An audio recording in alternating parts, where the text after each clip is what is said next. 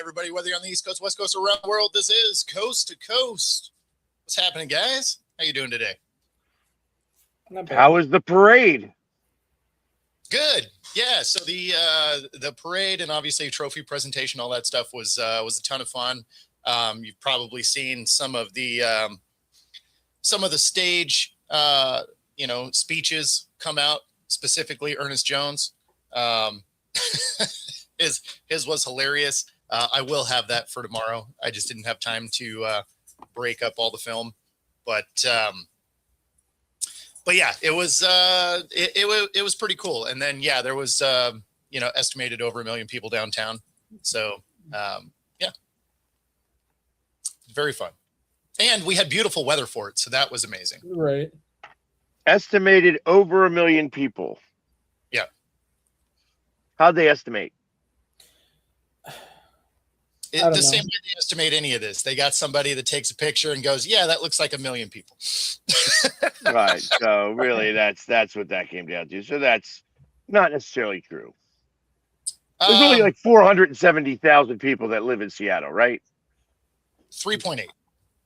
3.8 million. In the whole area or in the city? Well, in the metro area, but our metro area is close. So it's not like it's strung out all over the place. Like you have Seattle and Bellevue and Redmond, and all of those are packed right now. You drive straight from one city into the next. So they're not separated by a lot. So although it's not technically Seattle proper, if you want to call it that, I mean, you're a 10-minute drive. So. Okay. So yeah, and it wouldn't be a surprise if it was over 1 million people, because there was over 1 million people for the first one. So it's pretty easy to guess that you had equal to or more than the first time, since the population of our city has gone up since then. Seattle is definitely not the same as Philly. Well, neither one of them was the same as when the Cubs won the World Series either, because they had 5 million people downtown. Well, that makes sense, though. That was a party. You probably had people fly in to go to that one because they're like, "Oh my God, the Cubs actually won something." I drove the 4 hours down there to go. I was part of it.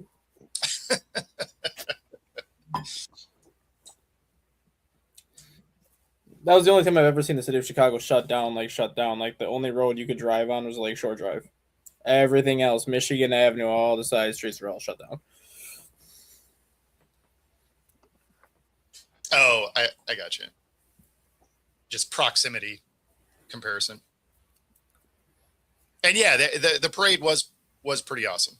We didn't go out to the specific parade route because we were in the stadium for the trophy presentation. Mm-hmm. So we basically watched the parade leave the stadium because they loaded up all the trucks to leave.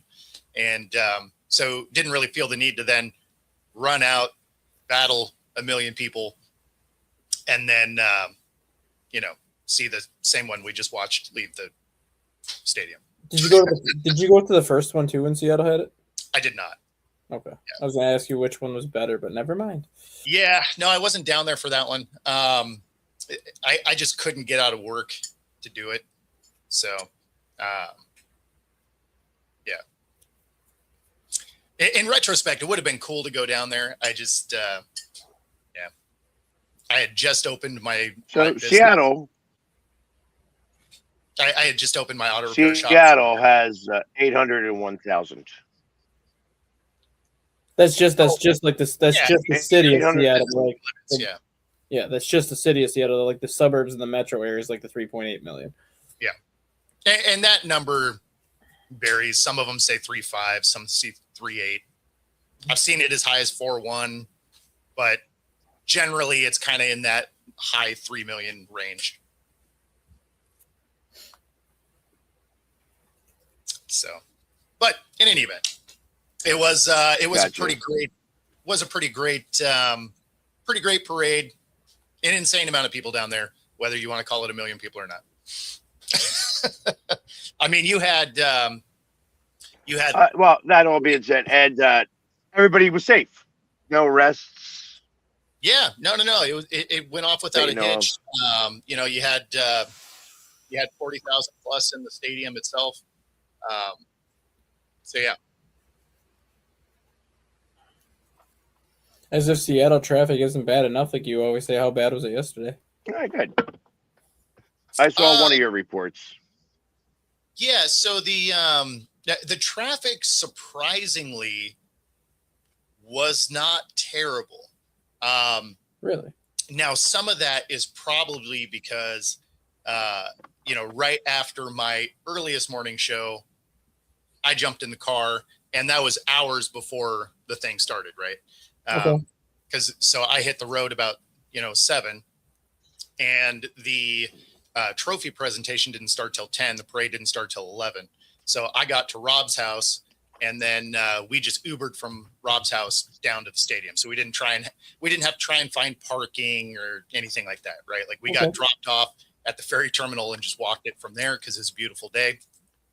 And then, similar. After it was over, we walked north for a while, and then got an Uber from there. So we got away from the stadium and all the crazy, and so that wasn't too bad. But there was still, even after the parade, people were kind of staying downtown to just kind of finish day drinking, and we got out of town. So we kind of missed the biggest piece of traffic leaving. So when we left, it wasn't bad, but I had to get back for my afternoon show.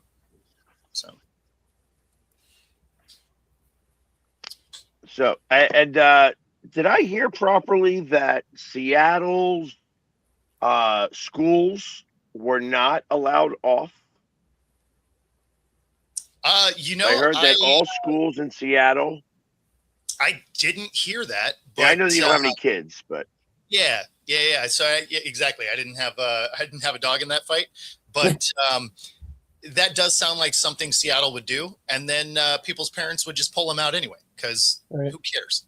You're like, oh, I can't go. Well, you know what I'm going to do? I'm going to anyway. So thanks for playing. Yeah, well, they gave it no excuse either. Like they did no excuse. So like if you say, hey, I went to the parade, that's an unexcused absence. And so it's like that's when I would look at the school and give them the bird. With as many unexcused absences as I had, who cares? Right.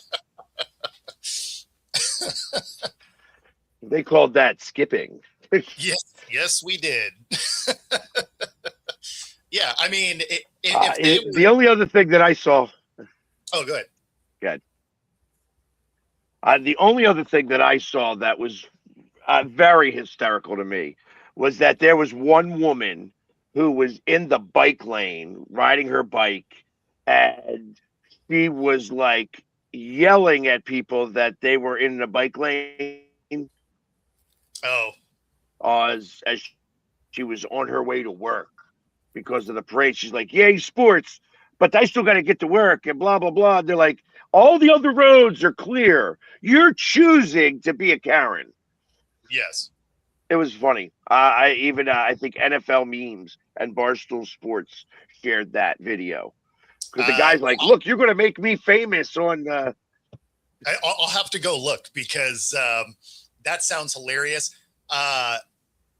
Based on the parade route, though, there is one of the major like bike paths that it would have crossed, and so that makes sense. But to your point, the other roads were open. So, very clear. There was nobody on those other roads at all. No cars, no nothing. You could have rode down the middle of the street doing a wheelie. You know what I mean? Had you wanted to. But this woman not only looks like that she didn't, I'll be nice. She had a crate, like a plastic milk crate in the front of her bike. So she absolutely was the Wicked Witch of the West. Oh, that's amazing.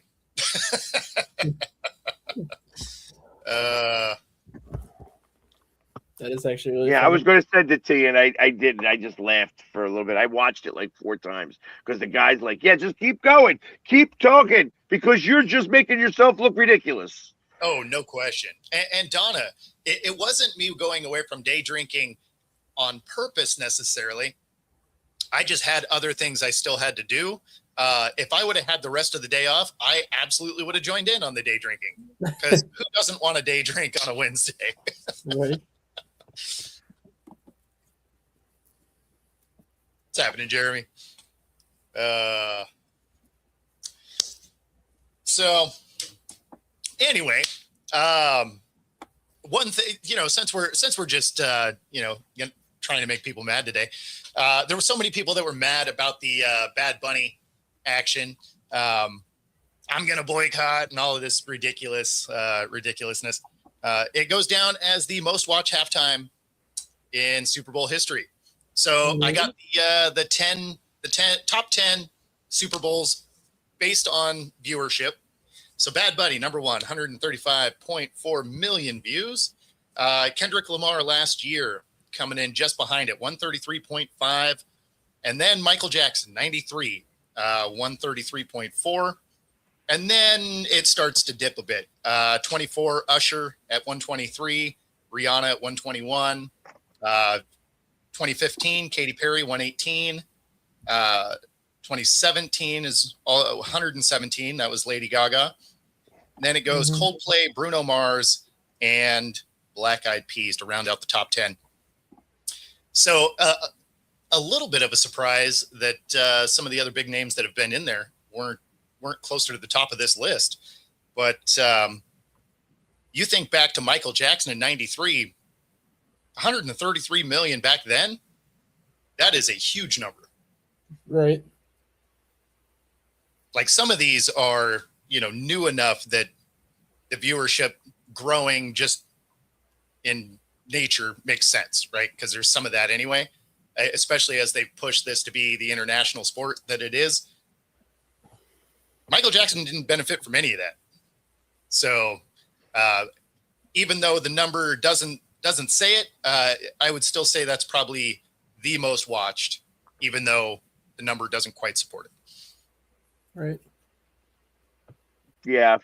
I laughed at people that were talking about like, oh my God, I can't believe this is happening. This is the worst thing in the world. This is a slap in the face to all Americans, blah, blah, blah, blah, blah.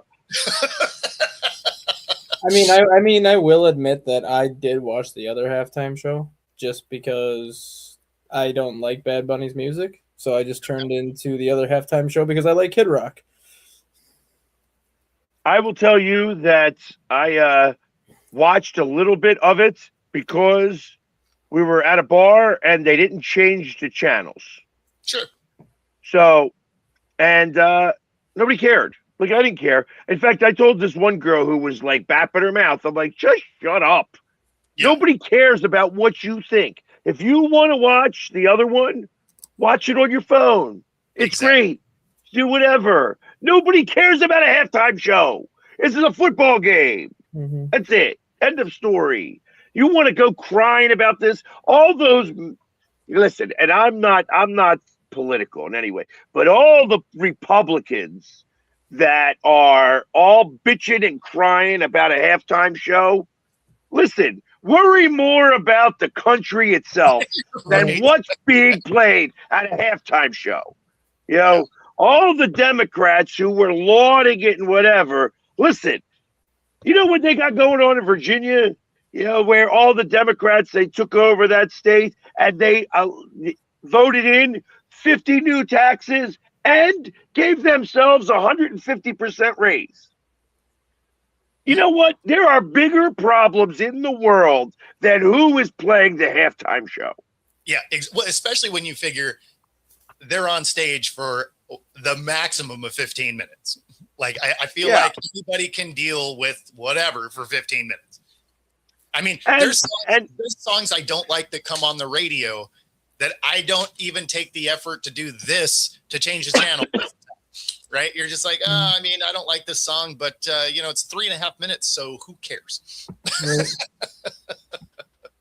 Yeah, not only that, like, it's like, I didn't understand the word, and it didn't matter to me because you know what? I ain't singing his music. Yeah. You know what? I'm waiting for the second half to start. Jamie, it's not a half hour. They have to set up the stage. They have to tear down the stage. The artist only plays for about 15 minutes of the halftime show. The So now- halftime is about a half hour. Yeah. But I mean, when you're building the entire set out there for them to do it, that takes them about 6 to 8 minutes of that to tear up, to set up, and to tear back down. That's why they had all the grass as people. Yeah, because they had to be able to run it out there. Yeah, Right. absolutely. It was faster for them to rather than trying to get stuff to go back and forth. You know what I mean? So, hey, listen, who cares? It's a halftime show. I'm just What? curious- That guy, they got paid zero. He got paid $0 to do the halftime show. I'm just curious to see if Mine was actually one of the pieces of grass. Yeah. I'm just curious to see if they do what they did this year going forward, where they have an alternate halftime show on another network. Yeah, They've done that for the last 4 years. But it didn't. They may have done it the last 4 years, but it didn't seem like they've marketed it as much as they did. It's because this one was politicized. That was the biggest thing. And Jamie, yeah, Kid Rock's probably was longer because they didn't have to set up and tear down in the middle of a football game. Right. And you know what? I heard he lip synced the entire time. He's sitting there and he wasn't even singing for real. It was all fake. So who cares? Again, who really gives a shit about who is singing a song at the halftime? Exactly. Besides, if you're an actual football fan, you're probably not watching it anyway. You're going to get more food and whatever you're drinking and whatever because you didn't want to miss any of the game. Right. Exactly. So it's like it's so ridiculous. And the only people crying about the halftime show are people that have nothing else better to do except cry. Well, and it's funny because, I made this comparison before. The people that are complaining, they're like, oh, I'm going to boycott the NFL because of this and because of that. And that would be like me saying I'm boycotting Sephora. It's like, I don't shop there anyway. So me saying that has no value. The people that are like, I'm going to boycott, it's like, you weren't watching anyway. Like, shut up, sit down. Yes, Donna, this is a Bucky shirt. And, not for nothing, Roger Goodell is woke. He's a woke guy. He's a woke guy. Yeah. You know what I mean? It's in his best interest to be woke. He is dealing with a organization who operates at the lower level at 70% minority. There you go. And at the upper level at about 1%. He has to be woke, or else it's not going to make sense. It's not going to play right. Right. Because listen, for him to make sure that everybody at the top tier makes all the money, he's got to make sure that he makes everybody at the bottom tier happy. Yep. So, and this guy was from Puerto Rico. Last time I checked, Puerto Rico was in the United States. Exactly. That's probably the part that's cracked me up the most. It's like, you guys don't even know why you're mad. They're like, he speaks Spanish. It's like, yeah, so does like a third of the planet. Like, right. So, and then the other thing was that, we were so upset that he carried all the flags of every country in North America and South America. Okay. They call those continents America for a reason. Even in the between both North America and South America, they call that Central America. Yeah. You know what? We are called the United States of America. So it's like it's so many weirdo stuff that is so ridiculous that it's people, like I said, it's people crying because they want to cry. Listen, I served my country. I am very big into the veterans, the people who have risked their lives, the cops, the first responders, the police, the fire departments, all that stuff. All of that stuff is great. You choose to do that. We live in a country where you can choose to do that or not do that. Yeah. I actually look at it as more of a big deal. Like, listen, if you don't like this country, but yet you want to go you want to represent our country in the Olympics, then you got to be able to do. You got to be able to. You don't get to politicize the flag or whatever. You don't get to. You don't get to do all that stuff. You got to represent this country, and you have to represent this country in the right way. You don't get to play these games later. Yeah. Yeah, there's nothing wrong with liking the commercials or the halftime show or whatever, but the people that are crying are the ones that don't really watch the game anyway. Yeah. Right. They're just complaining to complain. But speaking of the Olympics, women's hockey team rolls through Canada. Yeah. I mean, they absolutely destroyed it, that entire first grouping. Yep. Hey, let's 5 go. goals every single game. Way to go, Wisconsin. 5-1, 5-0, 5-0, 5-0. Yeah, insane. Way to go, Wisconsin. That's all I can say. Absolutely destroying people. So that was pretty amazing. Canada had never been shut out. Yep. Welcome to the party. Hey. all 6 of the first line starters for Team USA women were born in Wisconsin. So all I can say is go Wisconsin. Okay. Canada. Well, there ain't nothing else to do except ice skate because the whole lake is frozen right now, right? I know Lake Erie's completely frozen. Like so frozen that it had a crack in the middle that you could see from space. And then I didn't see the men started yesterday, right? Yeah, the men started yesterday. USA's first game is Sunday, I believe. Oh, okay, so the US hadn't played yet. No, first game yesterday. Italy. Finland and Slovakia played yesterday. Gotcha. So Italy lost to Sweden yesterday, but they actually had a good. They were doing well. It was like 3-2 with like 10 minutes left, and then all of a sudden it wound up being 5-2. So game, but Italy is not known for their hockey, but they are known for their losing. Yes, they are losers. Slovakia beat Finland 4-1 yesterday, which was actually kind of a bit of a surprise because Finland's usually one of the better teams come the Olympics. And then Sweden, like you said, dominated Italy 5-2. Switzerland beat France in hockey this morning 4-0, and Canada plays Czechia in like 30 minutes. Okay, yeah. Oh, United States does play today. They play 2 o'clock. Yeah, I was going to say 2 o'clock for Latvia. Oh, that's right. Yeah, and that's an easy one. You would hope. As long as they're not overlooking them. Slovakia though isn't a surprise to beating Finland as easy as they beat them. I think was a surprise because Finland's always one of those teams that's always in the running for like first, second, and third towards the end of the groupings and everything. Just watching them beat Finland as bad as they did, I think it was more the surprise than having them beat Finland.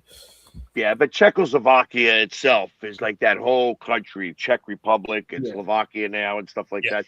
They were always really good at hockey. So it's not like that's not a big surprise to me. Finland has not produced the amount of NHLers as they have in the past. Sweden's still doing it, but for some reason, Finland has kind of fallen off a little bit. They have their greats. They have a couple of greats, but not anything beyond that. But the curling, I tell you, these curling matches are really intense. Right. When I watched the other day when it was the men and women's, like I already knew what who won and who lost. Like I knew that the Americans won the silver. And even watching that match, it went down to the last puck, or last stone, which was kind of cool to see. Like, it was like, I'm like, ooh, like what's going to happen? And, it's interesting. I mean, that stuff is actually kind of cool to see. Then you watch the 4-on-4. I'm like, do you really need 4 guys to play this game when you just watch 2 people do it? Yeah, you got the 3 with the brooms, and you're just like, I don't know that that's really necessary. Just gives more people a chance to go to the Olympics and win. Well, like I said, yeah, I guess it was I don't know. it was 4 years ago that the U.S. men's curling won, and they looked like four guys, like four dads that had had too many sandwiches. You know what I mean? But that's Well, that's awesome. like, They won. well, it's kind of funny how you kind of use that description. Obviously, like the World Baseball Classic starts in like 3 weeks, but the I think it's the Czech Republic team that's in their second career World Baseball Classic. None of their 30 players on the roster have ever played professional baseball. They just grabbed 30 random dudes on the street and said, "Come in for a tryout, see if you can hit and throw a baseball," and they just put a team together. So it's a bunch of random people like ages 28 through 40 that are just showing up to play 5 games, get smoked, and then go home. Do you believe in miracles? No. Not this time. Especially when they got to face, I think, Dominican Republic and Cuba in the same pool. I'm like, yeah, that's going to be fun for you guys. Cuba's got a little bit of a problem right now. So does Puerto Rico. Puerto Rico, much less than Cuba. But Well, no, with the insurance thing, which is why so many of the Puerto Rican players aren't playing in the WBC this year because Puerto Rico wouldn't grant them insurance. Because they're a host nation, so they don't actually get the Major League Baseball insurance. So if anybody were to get hurt in the World Baseball Classic in Puerto Rico is responsible for paying their insurance. Puerto Rico didn't want to do that. So now you have like Francisco Lindor and a lot of these like major league players from Puerto Rico that are pulling out of the World Baseball Classic because the country's not paying their insurance if they get hurt. that makes sense. Puerto Rico doesn't have a lot of money. Yeah, that's why like Japan in the United States and then the other, I think it's Japan, Korea, and the United States are the other three host countries which have obviously no problem paying the insurance if people get hurt. But then you have Puerto Rico where it's like, I don't want to fork over insurance to 5 countries if people get hurt on my soil. But they're still a host country? They're still a host country because there is enough players that are willing to still do it. But like guys like Francisco Lindor, who's obviously injured right now, he's had like a nagging injury since the end of last season. Had he done this and gotten hurt worse, any sort of rehab he would have had to do, Puerto Rico would have had to pay for it as opposed to the Mets and Major League Baseball insurance. So, well, wasn't it Diaz that got hurt too? Like Diaz, like 3 years ago. Yeah, Edwin Diaz tore his Achilles, but that happened in Miami. So Miami obviously didn't matter at that point. Got you. Yeah, it'll be interesting to see if how they all want to do it, but. Yeah, that is kind of crazy that they don't want to pay the insurance. I mean, like if you got a guy that is already dealing with nagging injuries, you probably prefer he doesn't play anyway. But and then you have Javier Baez who can't play because he smoked marijuana 3 years ago and he was on a 3-year international competition ban. Oh, funny. So this is year 3 of that ban. So also, it's funny as we're talking about this and not paying. Or paying is really what this comes down to. I did a little bit of research because I saw the thing about Sam Darnold, how he made $176,000 to win the Super Bowl and has to pay $248,000 in taxes to California. And it was like, well, how is that even possible? Like, what made this occur? And ultimately, because he was there for a week, and California says, okay, since you were there for a week and you were working for that week, getting ready for the Super Bowl, it's a per day. You get a per day. And he wound up getting a lot of bonus for winning the Super Bowl. He got $1 million bonus just for winning the Super Bowl. He got like $4.5 million worth of bonuses. Yeah.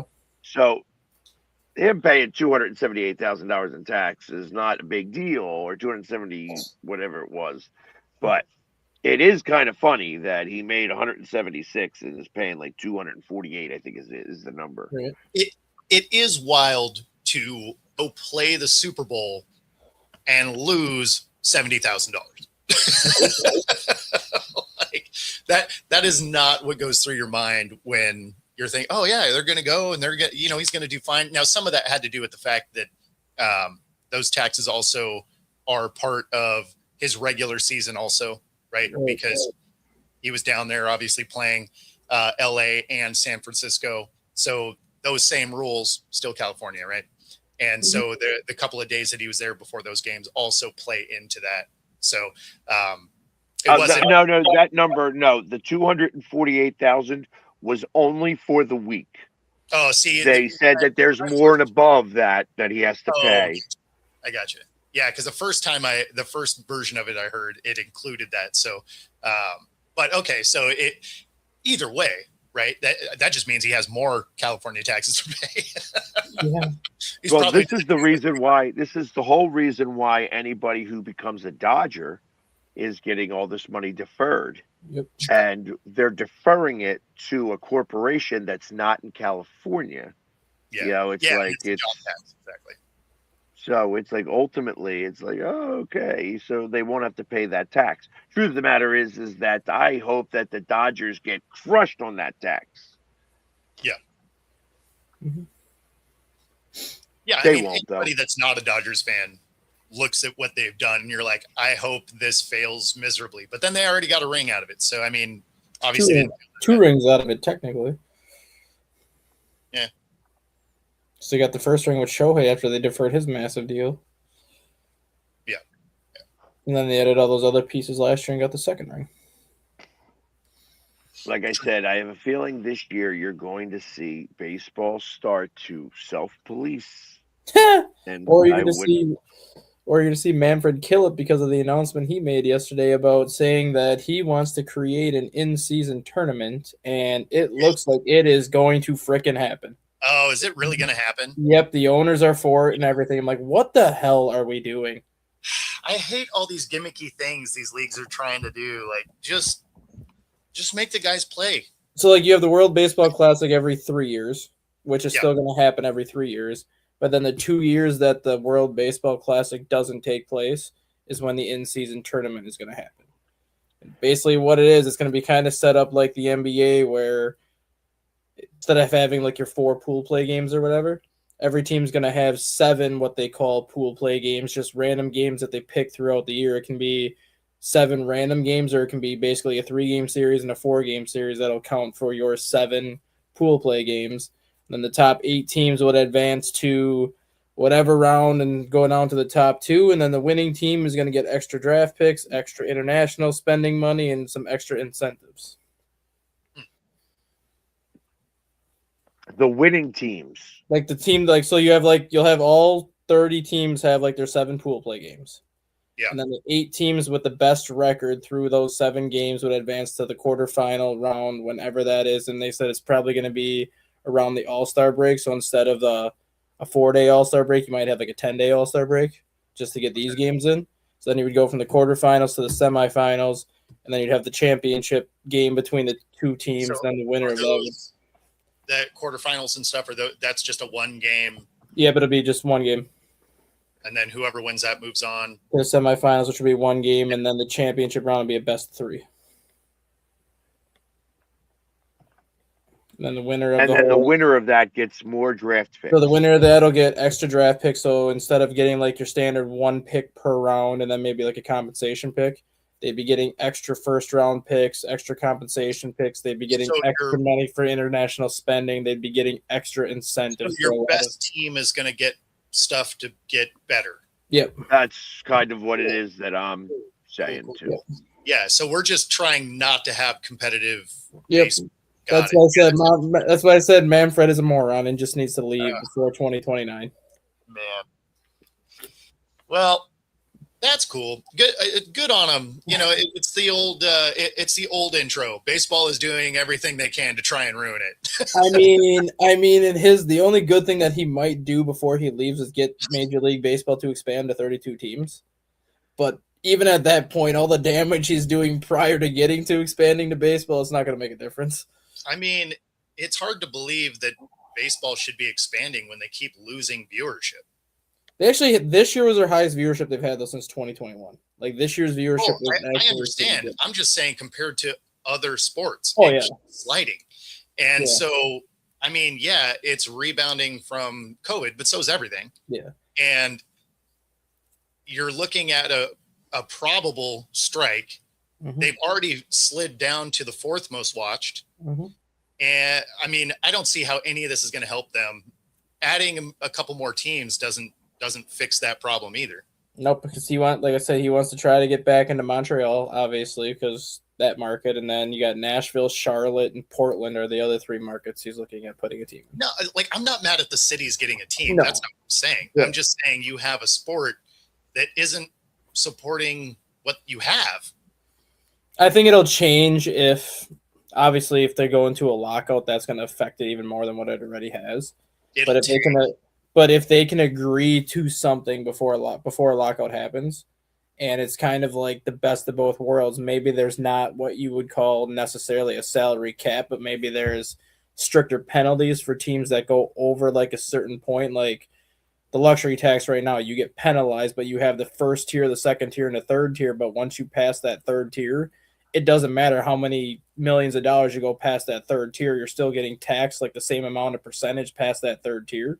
So let's just say they don't want to put in a cap, but if you go like X amount of money past that final tier, if you go like maybe we'll say $100 million past that tier, instead of getting taxed 30%, you might be getting taxed like 60% now. Like if they put like more, that's still a cap. I mean, that's more like what basketball does. Yeah, but if they maybe I could see like more fans getting interested in baseball again if you like put stricter penalties on the teams that go over these caps, and at the very least put in a salary floor where you're forcing every team to spend a certain amount of money to get to like a certain amount of point on your salary cap. So like $95 million is where every team's payroll has to be when the season starts. Then every team has to at least be semi-aggressive in free agency to sign a couple people to get to that dollar amount. I think that will bring more viewership back because now every team could have one superstar player. Sure. And Jeremy, let me get back to you on that as far as guys at the Combine. It would be cool to have you talk to somebody. I just don't have a name for you offhand. Mendoza. He probably doesn't go to the Combine. The presumptive number one. Ty Simpson. Again, usually your top 5 guys Jennings don't. Dunker. Jennings Dunker. That's who I want you to talk to. Okay. Offensive lineman, Iowa. Mm-hmm. All right. And then that guy looks like he would be awesome to talk to. And then Jeremiah Love, Jeremiah Love, I think would be a good one because he's going to kind of be in that same situation as Genty last year, where he's going to be like the top running back, and then everybody else is going to be like a second or a third round back after him. Well, he has a first round grade. No, Jeremiah Love's a first round back, but I'm saying he'll be the only back that probably goes in the first round, and then everybody else will be like so much later. Yeah, well, I got to say hello to him. I got to talk to him for a second. He's actually a good guy. You know, like I said, I talking to him for a second, and he didn't let the bright lights Google eye him. You know what I mean? You know, he was actually kind of cool and grounded is a good word to use there. Yeah. Is even as much as I don't like Notre Dame. So. No, I mean, he's a great player. He did seem like a pretty level-headed kid. So, yeah. Smaller than I thought he'd be. Yeah. Mm-hmm. Not a real big guy. Like you could tell he's like kind of got some stock to him. He's stocky, but he's not like I'm taller than he is. So he's like 5'10", 5'9". I think he's like 5'10", 212. Yeah, I was going to say, I thought he was like 205, 210, something like that. Like, he's not a huge guy. So, but yeah, if you can get Dunker, that guy looks like he is the next one that will represent garage beer. You should try to talk to the Vikings GM when you're there. Oh wait, we don't have one. Never mind.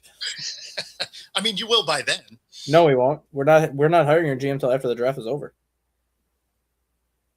They are It literally doesn't make any sense. they are literally letting their VP of player personnel handle everything from the combine through the draft, and then when the draft is over is when they're hiring their GM. You're I gonna will hire, give you. you're gonna hire a GM and give him no say That's over yep. the That's team. That's our thought process in Minnesota right now. Great thought process. You know, y'all deserve to lose. It's a bold strategy, Cotton. It's going to work out quite well. I mean, at that point, just get rid of Jefferson and blow the thing up, because that just sounds like you're not even trying to fix it. They're so messed up right now. That is amazing. I will give you a little bit of a word of advice. If you go up to Howie Roseman, the GM of the Eagles, do not go to shake his hand. Give him a fist bump. That will go a long way. There's a lot of people like that. They do not like handshakes anymore. Yeah, give him a fist bump. And if you gave him elbow bump, he'd probably talk to you more. So, I mean, I have a list, Ron. We've been making bonehead moves since 1998, going back to Herschel Walker. So I got a long list we can hand out. Does he have like a germ yes. thing? Okay. Yes. Got that Howie Mandel. Wasn't there an issue with Andy Reid back in the day with Howie Roseman where he didn't know that Howie Roseman had like the germaphobe thing, and Andy Reid tried to give him a hug, and Howie Roseman's like, nope. Oh, funny. I mean, if you don't know, you don't know, yeah. right? I mean, so yeah. Yeah, I've done. Yeah, like listen, I know better now. Like I don't even bother giving him a fist bump. I'm like, yo, Howie, how you doing? If he decides to give me a fist bump, he's got to put his hand out first. Sure. But I touch too many people for me to offer. Yeah. Well, I mean, it's funny because, you know, I never really think about it because, you know, my wife and her friends are, you know, huggers, right? Because a lot of them are, you know, from Latin countries and stuff. So I don't even think about it. So when you run into somebody like that, you're like, oh, sorry. Like, you know, I'm around people that like hugging is their thing, you know? So it's, yeah. So anytime you run into somebody that's got a germ thing, it's like, oh, hey, my bad. Like, I didn't know. Well, so either way, just letting you know now.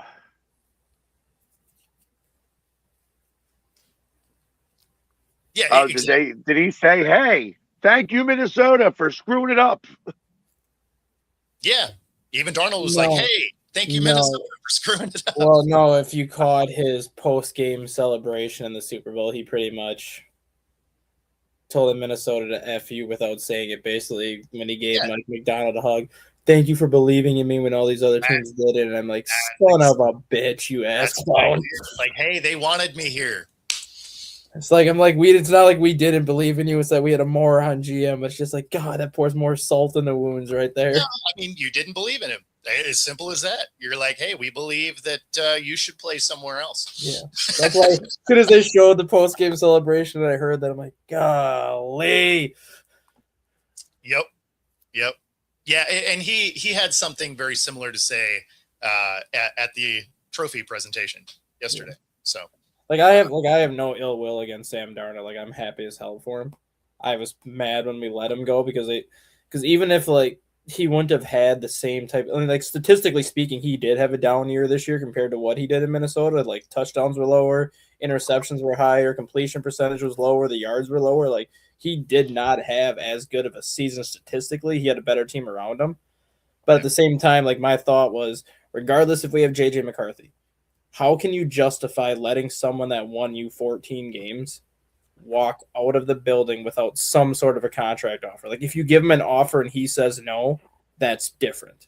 But you didn't even offer him a franchise tag. You didn't even offer him anything. Like how can you justify yourself as an owner? Like, oh, he won 14 games, but we're not going to give him nothing. Yeah, no, you guys gave him the don't let the door hit you in the ass on the way out. Right? Like when we traded. Makes me think of Phil Collins. That Phil Collins song. How can I just let you walk away? Just let you leave without a trace. Yeah, because look at like the situation with like Brett Favre, like the situation with Brett Favre when we traded for Brett Favre the first year when he went 12-4, got to the NFC Championship game and lost after he got his ankle broken up. We didn't just let Favre leave the building the next year. Like, we knew he wasn't healthy, but we're like, okay, you won us 12 games. You got us the NFC Championship. Do you want to come back one more year and see if we can do it? We gave him a 1-year deal. Same thing with Kirk Cousins. Like, he was never great, but he consistently got you double-digit wins and got you to the playoffs. So it's like, well, you've done this now 4 years in a row. We're not going to just let you walk out the door. Here's a no contract. Come back for 3 more years. I mean, statistically, he was pretty solid for you guys. Who? Cousins. Yeah, no, that's what I'm saying. Like, he consistently gave us like 30 touchdowns. He wasn't great. So he played pretty good for you guys. No, I know he did, but that's what I'm saying. He got, like, he was averaging like 10 to 11 wins a season for like 5 of the 7 years here as a starter. That he won double-digit games, and it's like we didn't let him leave. We gave him a second contract. Like, what's the difference with Darnold, who played better than Cousins? Yeah, well, and similarly, yeah, you didn't take a swing at Daniel Jones, which, I mean, you probably could have kept for cheap too. I mean, we offered him more money than the Colts gave him. But Daniel Jones said before, even in the offseason, he's like, I think he took $14 million with the Colts, and the rumored offer in Minnesota was like 18. And his basic reasoning for leaving was, I felt that the decision was already made that J.J. McCarthy was going to be the starter regardless how I played in preseason. So he basically had the impression was, even if I come back and I outplay McCarthy, they made the decision to go with McCarthy, so I'll take less to get a starting spot somewhere else. Well, and it would be easy to deduce that as truth because they just didn't give Darnold anything that won them 14 games. So, yeah, I would have looked at that situation the same way. Be like, okay, you're going to give me what sounds like a lot of money to be a backup, but it sounds like the decision is what it is. And that's why they got stuck with Carson Wentz. You could tell, like, they didn't like Carson Wentz is a backup quarterback, but if you really wanted to have like some competition for McCarthy, you would have went out and got like a Marcus Mariota. You would have went out and got like a Jameis Winston or some sort of a backup that could actually push McCarthy in training camp. Getting Carson Wentz was basically like, okay, you're a backup. You're here. If he gets hurt, you go in. And then McCarthy got hurt and Wentz went in until his shoulder fell off. Yeah, I mean, I don't know. All you have is guys that get hurt. Not Darnold. Darnold didn't get hurt. He won a lot of games too. And that's why you don't have him. Because you guys are in the market of quarterbacks that get hurt. That's why we can't have nice things in Minnesota. We abuse them. Yeah, and it's funny because we were talking about this. Darnold is kind of that Eli Manning. Like, he's going to catch lightning in a bottle a couple of times getting in the playoffs, but he's not an elite talent. He's good. He's an elite job, but he needs an elite talent with an elite roster. There's nothing wrong with needing all the pieces around you. Yeah, he's an elite talent. Yeah, he's just not one of the top 5 guys. No, which is fine. Yeah, and you don't need. I mean, was Brad Johnson or Trent Dilfer a top 20 quarterback when they won the Super Bowl? No, they just had a ton of talent around them. I wouldn't compare him that low. I would compare him to like a prime Flacco or something like that. Like, effective, right? Yeah. Dilfer was like, hey, don't mess this up. Brad Johnson was like, hey, defense, do a lot of work for me. I will throw a couple 5-yard passes for first downs. Yeah. So I don't view him in that same light. I look at it more of like a Flacco kind of situation. So if the things around him are great, he can match that. Right. But he's not the Josh Allen, let me throw the game on my back and go win this thing. Like, he does need a lot of things around him, which again is fine. You can win that way. Obviously. Breaking news from Jeff Passan. Jeff Passan just spoke with MLB executives about the upcoming CBA, as some of them want to start discussing the CBA this summer. According to 20 of the 30 owners, the owners are ready to burn the effing house down to push for a salary cap. And if there is no salary cap, they don't care how long it takes until baseball is played again. Well, there you go. There you go. So this could be more than a year out of baseball if it gets to that point. Tell you, somebody should get that new league ready. Somebody will get that new league ready, and his name is Theo Epstein. Just saying.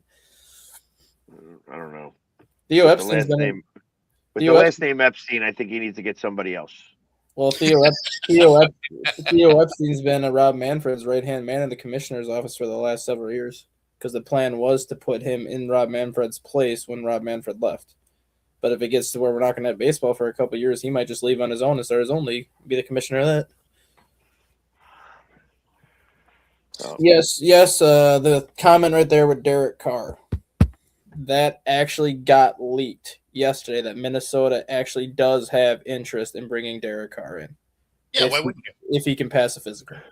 Yeah, like if you're Minnesota, you got to be taking a real look at a Derek Carr, a Kirk Cousins, a couple of guys that you can get for cheap that can help you bring your guy along. Yep.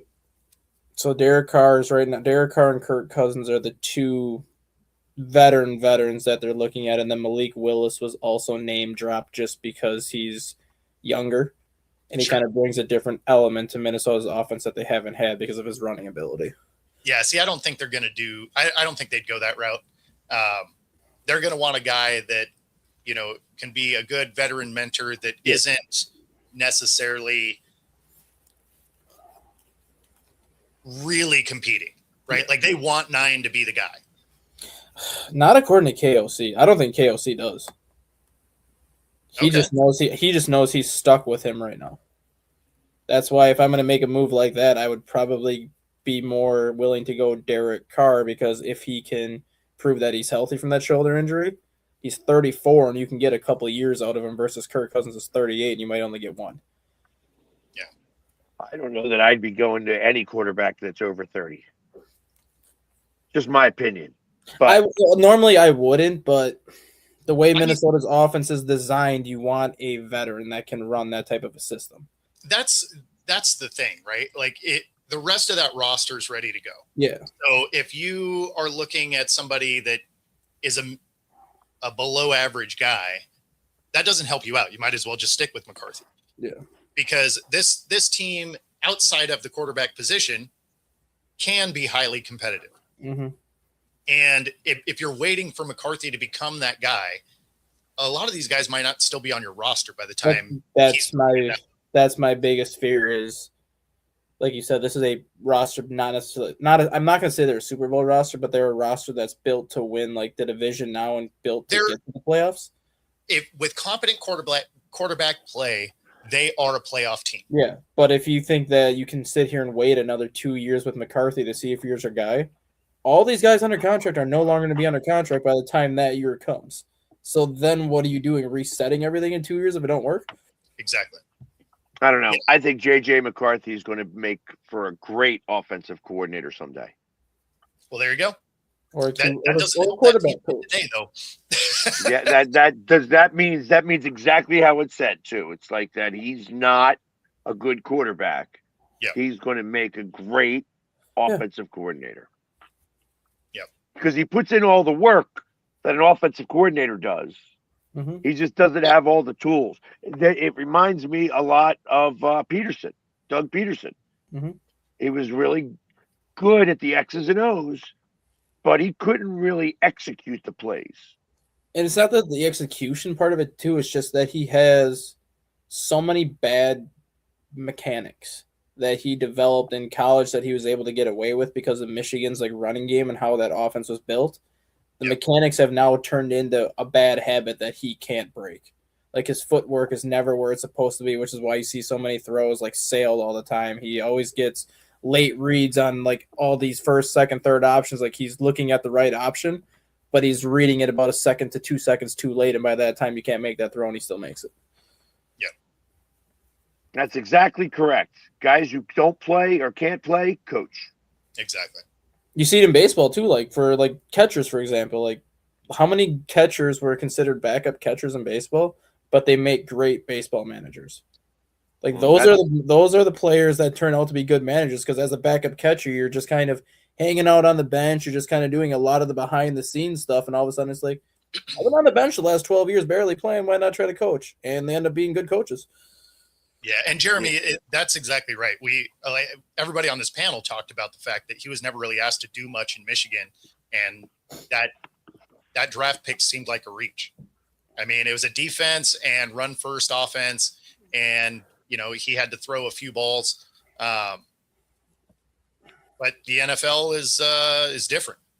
And it's not only that, like even when he did throw at Michigan, he had a very high completion percentage of like 72%. So like even when he was asked to throw at Michigan, he could still make the throws you needed him to make. He couldn't even freaking do that this year. Like he had a 53% completion percentage. But the point is you're talking about playing in college where the guys on the other side of the line have 4 or 5 NFL caliber guys at best. And then you're going now to playing in a really tough division, and the worst team in the league has 53 All-Americans. This is not apples to apples here. No. There's a reason why there's so many college athletes that come to the NFL, and it just doesn't work because they're used to seeing a few guys that are at their level and they're one of the elite guys. But when you're just surrounded by elite athletes, right? And we're calling the 1%, the 53rd man, a scrub. Like he was dominating everything to get to that point. Mm-hmm. So it is wildly different to be good in college than in the NFL. And that's why so many flame out. That's why I'm almost at the point now where if you're going to draft a quarterback that you see as more of a project, kind of go the Patrick Mahomes, Josh Allen route where they didn't come from like one of these Power 5 schools. Like Texas Tech is considered a Power 5 program, but they weren't like an elite program when Mahomes was there. And he struggled at Texas Tech. Like he wasn't great. He put up decent numbers, but he wasn't great. Josh Allen came from Wyoming, which is the same situation. They were a 6-6, 7-5 team every year where he put up great numbers, but overall didn't play that well. But then you get him into your system. The difference with those guys are they actually had to work to get to where they got, as opposed to a 5-star recruit going into a big program and the job is handed to you from day one. They have the work to put it in. You can look at it the other way too, because I mean, sometimes it's just the way the team is constructed. You can get a decent fit. Mm-hmm. Seattle drafts Jalen Milroe from Alabama, right? And he's a project, no question. But the way that our quarterback room's set out is he's in no danger of playing, right? You have Sam Darnold, who's your presumptive starter moving forward. Drew Lock is, your backup, right? Mm-hmm. Like he is a solid backup when he has to come in. He can win games. So Milroe is that third option. And so he gets to actually sit there and develop, which is great for him. It's the exact path that Anthony Richardson should have had instead of being thrown out there and just beat up. And it's a path that the Packers take with all their quarterbacks. Yeah. They sit him for 3 years and just like, you might be good enough to start right now, but we're not starting you yet. You're going to sit here for a little bit. Yeah. And honestly, that's the way the NFL used to be, and it was highly effective. So that being said, that does get us to the top of the hour. If you've been watching with us, be sure to like and subscribe. Helps us bring our content to you. Otherwise, we are going to get out of here. We'll see y'all tomorrow. Enjoy the rest of your Thursday, everybody. Take it easy. Peace.